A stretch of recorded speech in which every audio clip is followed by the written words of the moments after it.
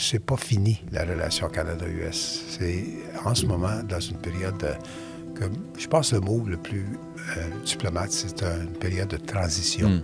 Comment ça va finir? Bien, on va voir. Donc, on vit une situation qui pour votre génération, Juliane et Félix, vous allez vivre quelque chose qu'on n'a jamais vraiment vécu dans le passé.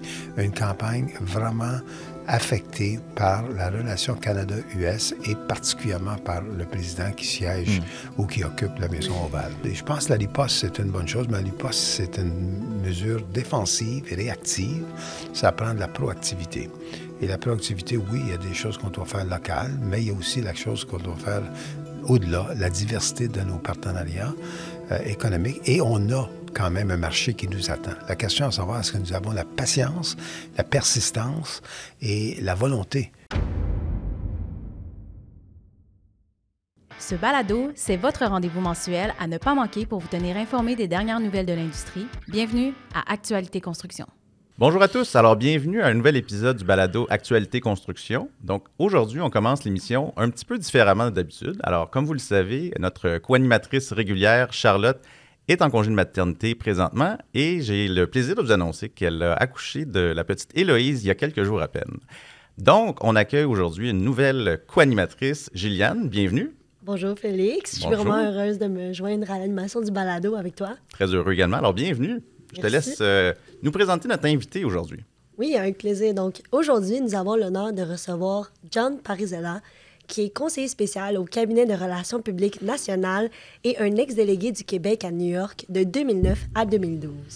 M. Parisella a une très longue feuille de route et très impressionnante dans les sphères politiques et économiques. Il a été conseiller pour les premiers ministres Johnson et Bourassa, et il est également un spécialiste de la politique américaine.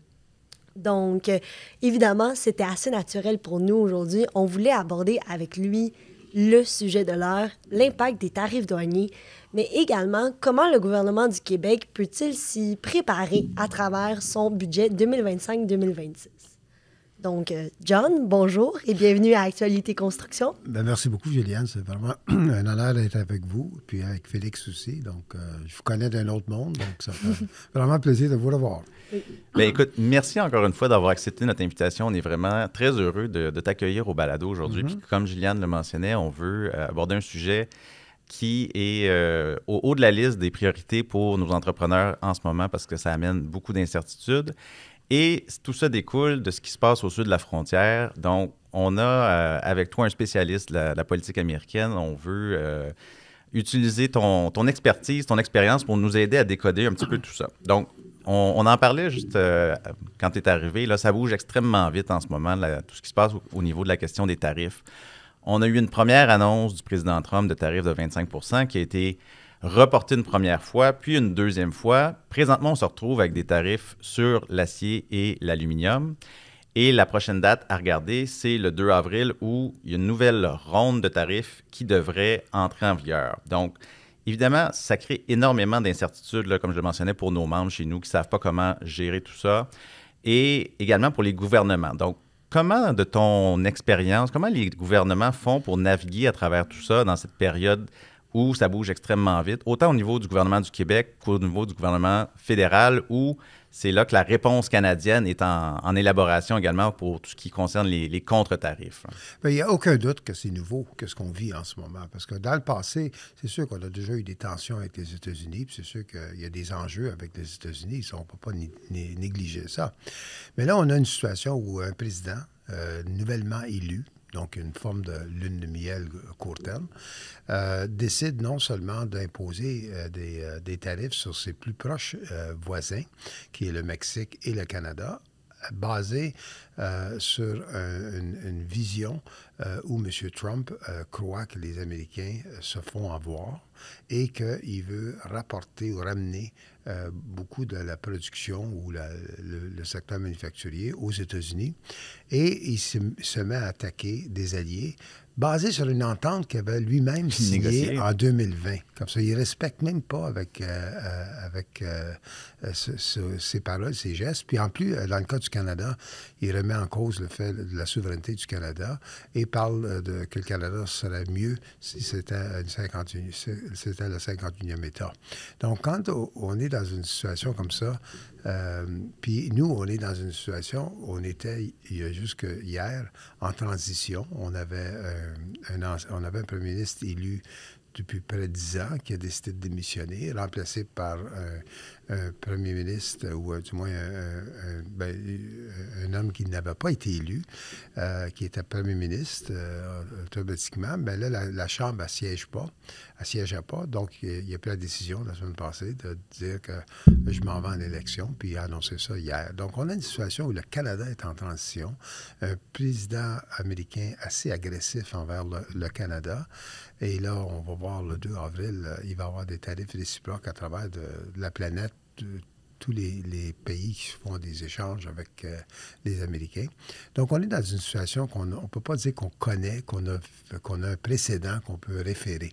Et je pense qu'on a une situation où M. Trump a cette capacité-là de dominer souvent les médias. Il fait des conférences de presse impromptues, il est très imprévisible, c'est un transactionnel. Il ne faut pas prendre nécessairement les paroles à 100% comme étant le point de vue qu'il tient. C'est souvent une mesure de négocier quelque chose. Là, puis je vais terminer ma première réponse en disant que l'entente que M. Trump a signée avec M. Trudeau et M. Brodeur en 2020 a une clause qui dit 6 ans après, ils doivent faire une révision. Là, on parle de l'accord de la CEUM, donc l'anciennement l'ALENA. L'anciennement l'ALENA. Donc, la CEUM est due, justement, à une révision. Mais là, ça s'aligne beaucoup plus pour une renégociation, d'après que je peux voir. La question à savoir, est-ce que ça va se produire en 2025, puisqu'on est quand même dans le premier quart, ou est-ce que ça va commencer essentiellement en 2026? Mais on aura l'occasion d'en discuter au courant du balado. Très intéressant. Alors, tu l'as dit, ça change beaucoup vite, très vite, là, au niveau autant politique canadien que québécois. Juliane, on a un nouveau premier ministre, puis même depuis peu, on est maintenant en campagne électorale fédérale. Effectivement, justement, avec l'arrivée du nouveau premier ministre en poste, Mark Carney, mais aussi le déclenchement des élections fédérales en fin de semaine dernière, est-ce que vous croyez que ça va apporter un réel changement? Est-ce que Trump risque de traiter différemment le Canada maintenant que Justin Trudeau a quitté? Qu'on était un peu victime du fait de peut-être une animosité entre Justin Trudeau et Donald Trump, puis que le Canada en faisait les frais. Est-ce que ça va changer maintenant qu'on a quelqu'un d'autre à la tête du pays? Bien, écoutez, c'est peut-être la question qui tue, comme on connaît le dicton. C'est clair que M. Trump ne restera pas indifférent parce que les deux principaux candidats ont fait des discours hier durant la première journée, puis c'était clair que qu'est-ce qu'on retient surtout de M. Carney, je ne suis pas prêt à rencontrer le président américain à moins qu'il démontre respect pour la souveraineté du Canada. Et le cas de M. Poilievre, c'est clair qu'il lui a dit que le Canada doit considérer ses intérêts d'abord. Donc, c'est clair que les deux, si Trump regarderait les mot pour mot, il va trouver des raisons pour attaquer l'un et attaquer l'autre. Est-ce qu'il souhaite un versus l'autre? Ça, on va laisser peut-être les analystes réguliers dans les médias conclure, mais il n'y a aucun doute qu'on va vivre une situation où le président risque de défaire la nouvelle du jour dans la journée même. Donc, ça, c'est quelque chose de nouveau.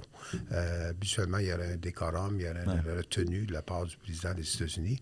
Je ne pense pas qu'on peut prévoir que M. Trump va avoir ce décorum-là ou cette retenue. Donc, on va vivre une situation qui est vraiment pas comme on a connu. Les gens disent beaucoup que la question de l'urne, c'est qui va être le meilleur des candidats pour faire face à M. Trump. Effectivement, ça va être une question qu'on n'a jamais posée avant. Moi, j'ai vécu des élections au Canada et aux États-Unis, puis j'ai jamais entendu parler. On va choisir le meilleur pour faire face à Ronald Reagan, à Bill Clinton, même à John F. Kennedy à l'époque des années 60. M. Kennedy lui-même avait venu au Canada en 1961. 2 ans avant son assassinat. Puis il avait fait un commentaire qui avait décrit la relation Canada-US. Il avait dit qu'à cause de la géographie, nous sommes des voisins. À cause de l'histoire, nous sommes des amis. À cause de l'économie, nous sommes des partenaires. Et à cause de la nécessité, nous sommes des alliés. Puis on a 2 systèmes. On a le système fédéral, puis on est 2 démocraties. Donc ça définissait pas mal. Il y a toujours une retenue. Ouais. Mais il n'y en a pas avec M. Trump et ça n'arrêtera pas. Parce qu'il a répété depuis à peu près plus d'1 mois maintenant que le Canada doit devenir le 51e État. Il dit qu'on subventionne le Canada à 200 milliards par année, qui est faux. On est quand même le premier partenaire d'exportation pour les Américains pour 36 des 50 États. C'est pas quand même négligeable. C'est sûr que nous autres, on est un pouvoir économique moyen. Eux autres, c'est une superpuissance. Ils perdraient le Canada comme partenaire économique. Ça n'aura pas le même impact que si nous, on perdrait les États-Unis. Mais je voulais juste dire, en terminant cette question, c'est pas fini, la relation Canada-US. C'est en ce moment, dans une période que je pense le mot le plus diplomate, c'est une période de transition. Comment ça va finir? Bien, on va voir. Mais ça, on va y revenir sur, disons, l'avenir des relations canado-américaines. Mais tu le soulignes avec raison, c'est très difficile de prédire ce qui va arriver, dans le sens où il y a un peu une dissonance entre les positions de l'administration américaine en tant que telle, puis les positions de Donald Trump, parce que des fois, il se lève le matin, puis il faut suivre ce qui se passe sur Truth Social, sur X, pour voir qu'est-ce qui va nous impacter aujourd'hui. Là, on vient de parler de Mark Carney, qui est le nouveau premier ministre. On est en campagne électorale. Et tu l'as dit, tu as bien décrit la relation canado-américaine, c'est-à-dire qu'on est des alliés, on est des partenaires, on est des amis, on est des voisins.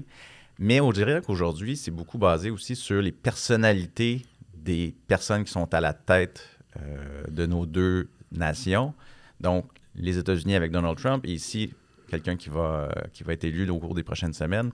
On a vu Danielle Smith qui, dans un podcast américain, justement, a laissé entendre qu'elle a parlé avec des représentants de l'administration américaine pour leur dire « Vous devriez vous calmer un peu parce que ça va aider Pierre Poilievre, puis Pierre Poilievre va être mieux aligné avec vos vues, vos objectifs. » Est-ce que tu vois ça un peu? C'est-à-dire, est-ce que tu penses qu'un gouvernement conservateur avec Pierre Poilievre serait mieux aligné avec les États-Unis? Puis est-ce que ça pourrait aider le Canada à traverser ces crises-là, ou peu importe qui va être élu, ça n'aura pas nécessairement d'impact sur la situation qu'on vit présentement?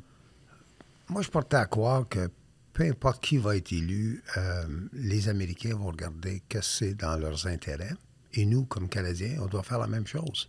Donc, c'est bien beau de parler qu'on est amis, alliés, voisins, puis partenaires, mais fondamentalement, au-delà de tout ça, il n'y a pas un premier ministre canadien ni un président des États-Unis qui va sacrifier les intérêts de son pays pour faire plaisir à l'autre. Donc ça, moi, je pense que ça va être évidemment une partie des analyses à travers la campagne qui est plus alignée.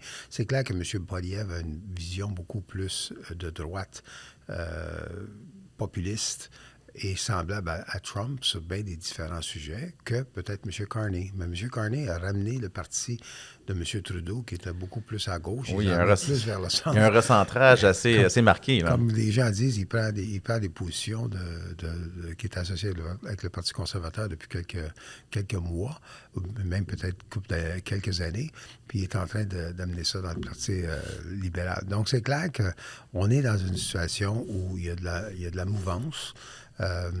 Et des questions comme l'habitation, le coût des produits, le coût de l'épicerie, tout ça, est-ce que ça va avoir la même place dans le débat que ça l'aurait normalement dans une campagne? La réponse courte, c'est non. Par contre, les gestes que M. Trump fait, en ce moment, M. Trump il est vraiment aligné sur 5 grandes alignés. La première chose, c'est l'économie. Puis pour lui, les tarifs, c'est quasiment une religion. Oui. Pour lui, c'est un élément, c'est un outil important. Par contre, la plupart des experts vont dire que les tarifs, ça va créer de l'inflation, parce qu'ultimement, c'est le consommateur qui paye. Puis souvent, quand il y a de l'inflation, il y a moins d'achats. Quand il y a moins d'achats, bien là, à ce moment-là, il y a un ralentissement, puis il y a du chômage. Donc ça, c'est à voir si ça sa philosophie, mais c'est ça, sa philosophie. Il n'y a pas de rien de nouveau. La deuxième chose, c'est évidemment les coupures dans le gouvernement américain. Puis là, il a engagé le fameux... Elon Musk, Dodge. Elon Musk, qui là, a proposé des gestes. Il écrit à des fonctionnaires en disant, si vous n'êtes pas capable de nous décrire ce que vous avez fait dans la dernière semaine, d'ici 4 heures vendredi, vous allez perdre votre emploi. Donc, ça crée, il y a une espèce d'autant que Musk était populaire dans la première semaine et 2, il est maintenant beaucoup moins populaire, puis il est l'objet de contestation dans des rencontres que les républicains font dans leur comté. Donc, mais la question de coupure gouvernementale, c'est important. La question de l'immigration, je n'ai pas besoin de vous le dire, des immigrants qui sont considérés illégaux ou des menaces sont littéralement ramenés dans leur pays d'origine. Après ça, il y a toute la question géopolitique qui a remis en cause beaucoup de choses. Vous l'avez vu, son comportement avec Zelensky en Ukraine. Et il y a toute la question de la démocratie. Là, maintenant, non seulement que M. Trump n'aime pas les décisions des juges, il se met à attaquer les juges, au point que le juge en chef de la Cour suprême a dit « Calmez-vous, vous pouvez être en désaccord avec un jugement, mais ce n'est pas à vous de dire que vous destituez un juge. » Donc, on a une situation très, je dirais, changeante aux États-Unis, imprévisible, et ça va influencer beaucoup les manchettes du jour. Comme ça, la manchette dans un comté ou dans un quartier ou dans une province n'aura pas beaucoup d'impact. Bon, la question de Mme Smith, c'était le fond de ta question, c'est clair que Mme Smith, elle a un côté favorable à M. Poilievre. C'est correct, comme il y en a des premiers ministres qui sont plus favorables à M. Carney.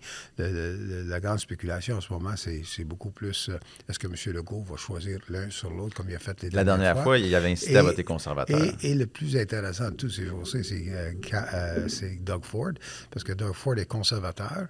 Mais il ne veut pas se mouiller. Il ne veut pas se mouiller. Par contre, quand il parle de Trump, de Carney, il parle en très bons termes. Comme ça, les gens commencent à dire indirectement. Il penche plus d'un côté. Surtout que l'Ontario a un historique de voter rouge à un niveau, puis de voter bleu à l'autre niveau. Puis là, ils viennent de voter bleu. Donc, est-ce que c'est une façon indirecte, en faisant un petit clin d'œil, qu'aller pour Carney, comme ça? Donc, on vit une situation qui pour votre génération, Juliane et Félix, vous allez vivre quelque chose qu'on n'a jamais vraiment vécu dans le passé. Une campagne vraiment affectée par la relation Canada-US et particulièrement par le président qui siège ou qui occupe la Maison Ovale. Qui est très, on l'a dit, là, imprévisible. Puis je veux utiliser un peu ton expérience. Tu as été délégué du Québec à New York. On a, peu importe qui occupe le bureau ovale, qui est à la Maison-Blanche, on a des alliés aux États-Unis. Et dans un contexte comme celui qu'on vit en ce moment, je voudrais savoir, juste pour... Moi, par exemple, j'étais au Vermont il y a quelques semaines. On a participé à une table ronde avec des acteurs économiques de différents milieux du Québec et des vis-à-vis du Vermont, des Américains. Et, le Vermont, c'est assez démocrate généralement. Là. Il y avait un assez fort consensus que les tarifs allaient être nuisibles pour tout le monde. Donc, autant du côté, évidemment, canadien que du côté américain, tout le monde s'entendait que c'était pas une bonne idée, que ça allait nous nuire et que les Américains nous disaient on veut faire pression pour renverser ces décisions-là. On veut faire comprendre l'importance de la relation économique entre le Québec, le Vermont, entre le Canada et les États-Unis. Donc, on peut travailler avec des alliés sur place. J'ai vu la semaine dernière le gouverneur du Colorado qui a fait une sortie assez virulente contre les tarifs, contre le président. Donc, de ton expérience qui a été en poste aux États-Unis, comment est-ce qu'on travaille pour aller créer des alliances? Est-ce qu'il faut cibler des gouverneurs républicains? Est-ce qu'il faut cibler des États républicains? Ou est-ce que peut-être que même le Parti républicain a été tellement torpillé par le mouvement MAGA, Make America Great Again, que cette lecture-là ne tient plus non plus? Comment est-ce qu'on navigue de l'intérieur pour faire promouvoir l'importance de nos relations puis essayer de se créer un réseau d'alliances qui va peut-être être capable de faire un peu contrepoids au président? Bien, la diplomatie économique ou la diplomatie commerciale est maintenant de mise comme ça n'a jamais été dans l'histoire. C'est important de parler avec des représentants, pas juste d'un parti, parce que les républicains étaient anciennement un parti très libre-échangiste, tandis que les démocrates étaient beaucoup plus un parti protectionniste. Là, je dirais qu'il y a des vagues, il y a gens dans les deux partis. Là. Il y a des gens plus en faveur du libre-échange chez les démocrates qu'avant. Il y en a encore qui restent protectionnistes. Et chez les républicains, oui, il y a le MAGA.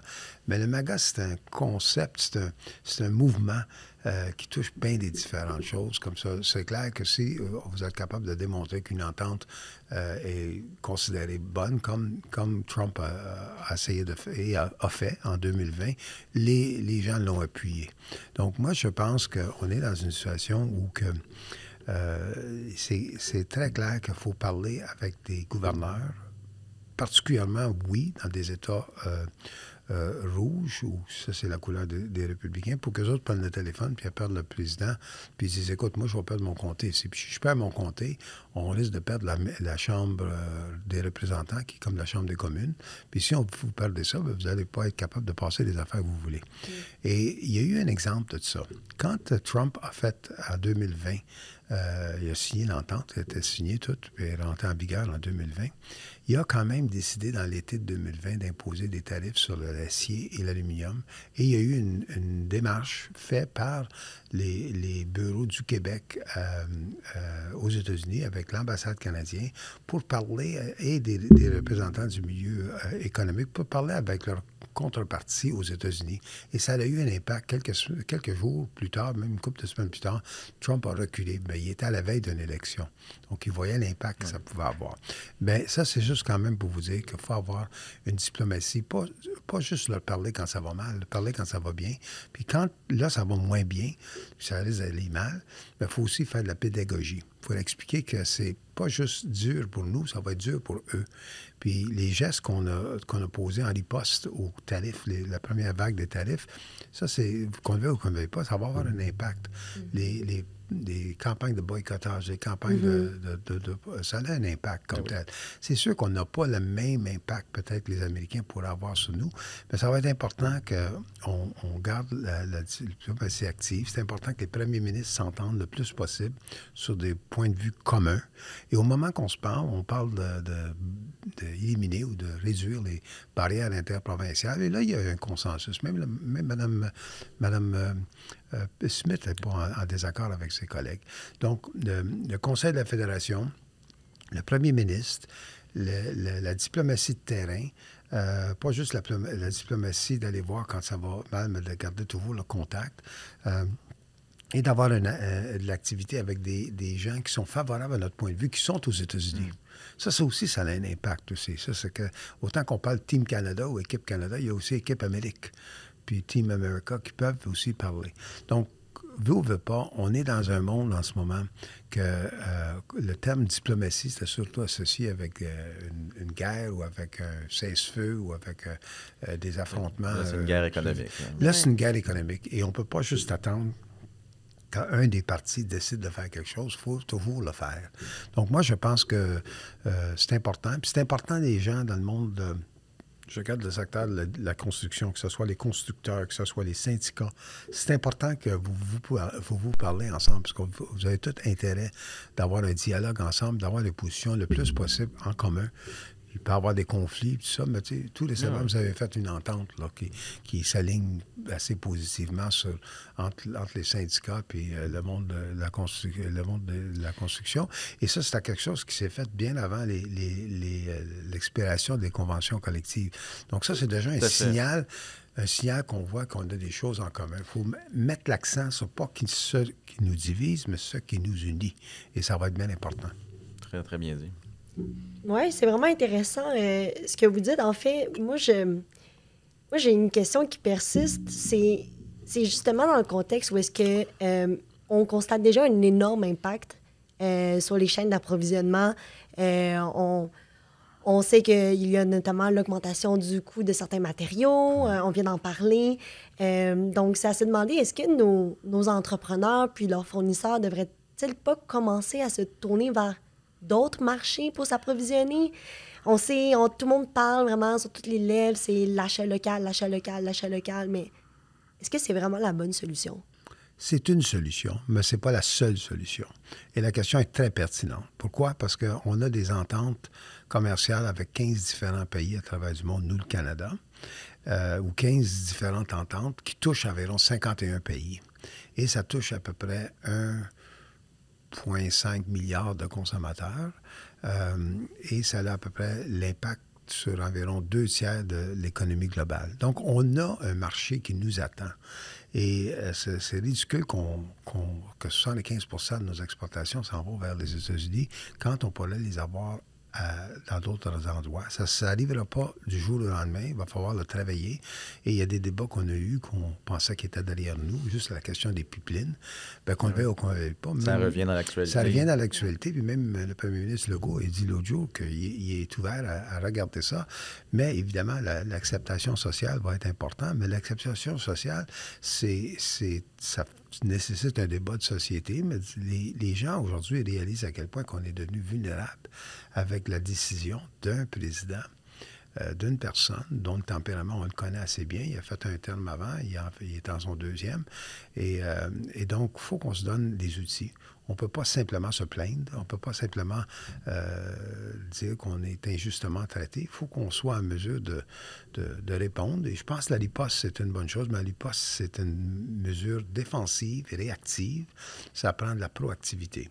Et la proactivité, oui, il y a des choses qu'on doit faire locales, mais il y a aussi la chose qu'on doit faire au-delà, la diversité de nos partenariats économiques. Et on a quand même un marché qui nous attend. La question à savoir, est-ce que nous avons la patience, la persistance et la volonté?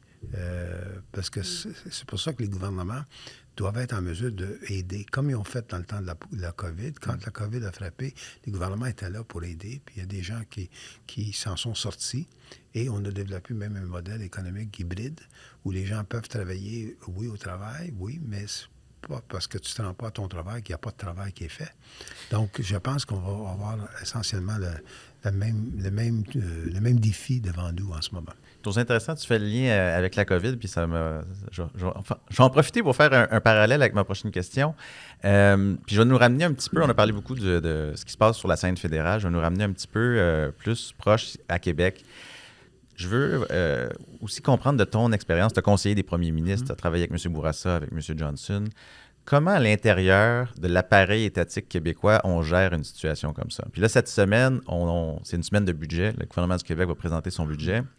On a entendu, dans les dernières semaines, François Legault envoyer des signaux comme quoi la construction et les projets d'Hydro-Québec vont être les deux moteurs utilisés pour stimuler l'économie, maintenir un niveau d'emploi important ici au Québec pour faire face à toute l'incertitude qu'on vit avec la question des tarifs douaniers.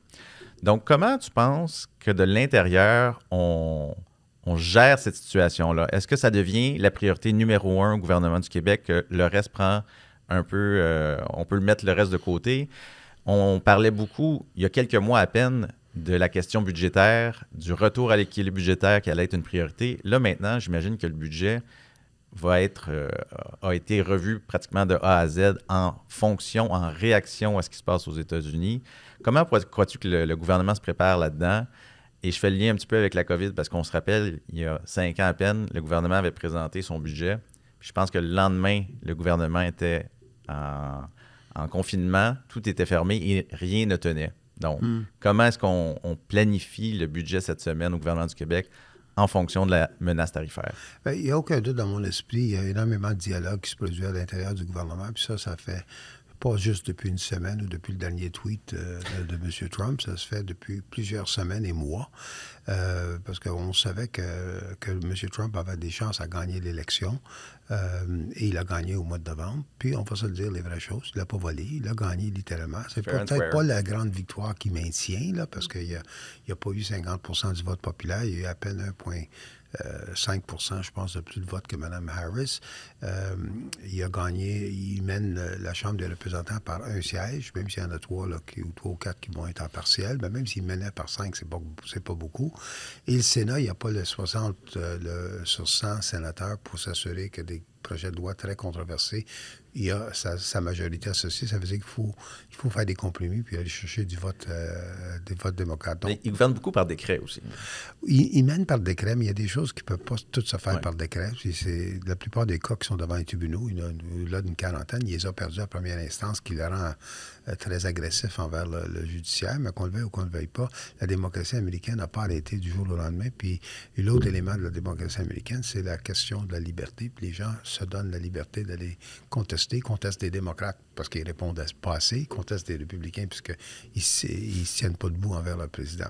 Bon, nous, au Québec, je suis convaincu qu'on est très conscient de ce qui s'en vient. Puis c'est pas la première fois, on parle souvent des 80 ans depuis la Deuxième Guerre mondiale où il y a eu la prospérité puis la paix. Mais sur ces 80 ans-là, bientôt, ça va être 40 ans qu'on a un traité de libre-échange avec les États-Unis. Donc, c'est pas quelque chose de nouveau, là, tu sais. Puis on a eu des hauts puis des bas. Donc, moi, je pense que les organisations, les ministères qui sont surtout impliqués avec, en plus de ça, la Caisse de dépôt, Hydro-Québec, Investissement Québec, se sont parlé. C'est clair qu'il peut y avoir une période de ralentissement. Il va falloir qu'on aide pour pas que des industries ou des chaînes de provisionnement disparaissent ou nous rendent totalement non compétitifs. Donc, ça va être un budget, oui, qui va être noté, présenté, adopté, puisqu'ils ont quand même une majorité. Mais il va y avoir des ajustements. Qu'on le veuille ou qu'on ne le veuille pas, il y a des ajustements. C'est ça la réalité de gouverner aujourd'hui. On peut avoir tous les différents points de vue. Est-ce que tout est mis de côté? Parce que ça, c'est la grande priorité. C'était ça tantôt une de tes sous-questions. C'est dangereux de faire ça parce qu'il reste quand même des problèmes d'accès à la santé. Il reste des problèmes dans le domaine de l'éducation. Il reste des problèmes. L'itinérance, en ce moment, c'est en croissance à travers de nos villes, particulièrement, on le sait, à Montréal, on en parle souvent. Donc, donc l'accès à l'habitation est un élément important. Les autres problèmes ne disparaissent pas parce que Donald Trump a fait un gazouillis sur Truth Social.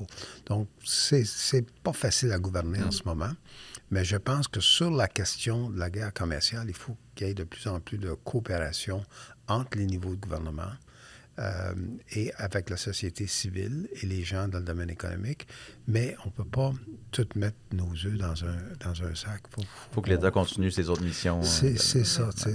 Puis, tu sais, moi, tu as fait du gouvernement. Moi, j'ai des faits aussi. Une crise dans un hôpital, ça peut prendre tout de suite la manchette, puis on ne parle même plus de Trump, tu sais. Puis je pense en ce moment, il y a un certain patriotisme canadien, puis en particulier aussi au Québec, parce qu'on se sent menacé par ce qui se fait, puis on sent pas le respect, on sent pas qu'on cherche une solution. Quand tu te moques de la souveraineté de ton voisin qui était là à la Deuxième Guerre mondiale, même à la Première Guerre mondiale, dans tous les conflits. Puis on parlait aussi après le World Trade Center, le 11 septembre, on a accueilli tout le monde à Gander. On était là, tu sais, comme ça l'a insulté. Mais moi, je suis Trump depuis bien des années parce que je suis la politique américaine. Trump n'a pas toujours été dans la politique américaine, mais il a toujours été dans les médias. Puis c'est des apprentices, comme quelqu'un disait en fin de semaine, c'est des apprentices depuis 1992, oui, mais il est encore des apprentices. Il joue des différents rôles. Là, il joue le rôle de président des États-Unis. Donc, il faut composer avec cette réalité-là.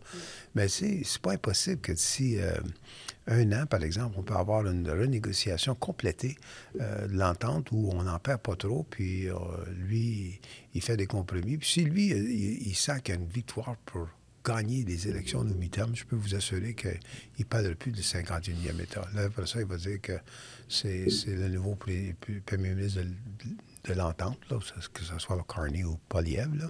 Mais donc, moi, je pense que l'important en ce moment, il faut être calme. Moi, j'ai vécu la politique des périodes où il y a eu des grosses crises. On a eu des crises sur l'avenir du Québec. On a eu des crises sociales. Puis, s'il y a une leçon que j'ai appris de là, c'est que le Québec, quand il est gouverné par une sagesse puis une approche de calme, on peut trouver des solutions. On est vraiment... je trouve que le Québec, c'est un bel exemple de démocratie qui fonctionne. Puis je continue à penser qu'on va éventuellement avancer dans la bonne direction. Mais la seule chose que je ne peux pas vous dire, je ne peux pas vous donner un temps et un moment que ça va se produire, mais je reste confiant sur le Québec et sa capacité de faire face à l'affrontement, puis à la confrontation, puis à l'incertitude. On aime ton optimisme. Vraiment. Puis, si je peux me permettre, pour revenir concernant la question du budget, justement, pendant les discussions, toute la préparation qui va autour de ça, à quel point, là, de votre perspective, à quel point les parties prenantes externes sont-elles vraiment prises en considération? Qu'on parle ici des syndicats, des associations industrielles ou même des mémoires prébudgétaires qu'elles déposent. Est-ce qu'elles sont vraiment prises au bout de la ligne? Là? La réponse courte, c'est oui. Ouais. Puis de ne pas le faire, ça serait une grave erreur. Ça serait vraiment pas remplir le mandat qu'on est donné pour comprendre la fonction qu'on occupe. C'est pris vraiment au sérieux. C'est pour ça que tantôt, je faisais la référence de l'entente qui s'est faite entre le monde syndical, l'Alliance syndicale, puis le monde de la construction.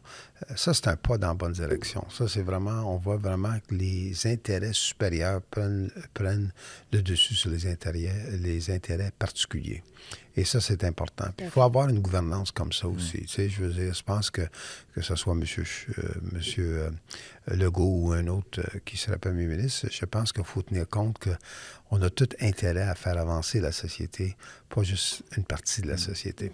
Puis, il faut écouter la société civile pour savoir justement c'est quoi le. Comme je dis souvent, quand je fais des conférences ou je fais du mentorat, on a deux oreilles puis une bouche. Donc, il faut écouter deux fois plus qu'on parle. C'est génial. Merci beaucoup, John. Je vois le temps qui file, donc on aurait pu probablement en discuter pendant des heures et des heures, mais je veux juste te remercier encore une fois pour ta présence, ta participation. Juliane, tu mentionnais l'importance des mémoires prébudgétaires. Je souligne pour nos auditeurs deux éléments à consulter sur notre site Internet. D'abord, le mémoire prébudgétaire de l'ACQ, où on fait énormément de recommandations au gouvernement et qu'on va suivre attentivement ce qui va se retrouver dans le budget. Et également, une section spéciale sur notre site sur l'impact des tarifs douaniers pour les entrepreneurs, notamment au niveau des clauses contractuelles. Donc, on a travaillé avec notre équipe juridique. Il y a beaucoup d'informations sur notre site, alors je vous invite nos auditeurs à venir le consulter. Puis, Juliane, je te laisse le mot de la fin.